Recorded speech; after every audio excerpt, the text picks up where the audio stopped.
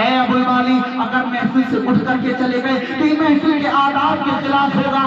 آج ہم اور آپ بھی محفلوں میں آیا کرتے ہیں, ادب کو ملحوظ نہیں رکھتے. جب دل چاہا تب محفل میں آئے, جب دل چاہا محفل سے اٹھ کر کے چلے گئے. نہ ہی کچھ سنا, نہ ہی کچھ سمجھا, نہ ہی کچھ حاصل کیا, بس دیکھا کچھ مسا حاصل کیا. اگر آیا سمجھ کے آیا تو بیٹھے, نہیں آیا اٹھ کر کے چلے گئے. لیکن یہ غوث اعظم کے غلام ہیں, غوث اعظم کے عاشق ہیں, غوث اعظم کے مستانے ہیں, غوث اعظم کے دیوانے ہیں, غوث اعظم کے مرید ہیں. کس طرح سے بیان فرماتے ہیں کہ میرے دل میں خیال آیا کہ میں اٹھ کر کے چلا جاؤں, اٹھ کر کے چلا جاؤں, قضائے حاجت سے فارغ ہو کر کے آؤں. بیان فرماتے یہ خیال آ ہی تھا. پھر دوسرا خیال یہ بھی آیا کہ اگر قضائے حاجت کے لیے گیا لیکن محفل سے اٹھنا یہ ادب کے مطابق نہیں ہے, بلکہ یہ ادب کے خلاف ہے. ادب کو ملحوظ رکھتے ہوئے میں محفل میں ہی بیٹھا رہا. ادب کے قضائے حاجت سخت تھی, شدید تھی, لیکن اٹھ کر کے نہیں گیا. حضرت ابو الوالی بیان فرماتے ہیں پھر دوسرا خیال آیا کہ اگر میں محفل سے اٹھ کر کے گیا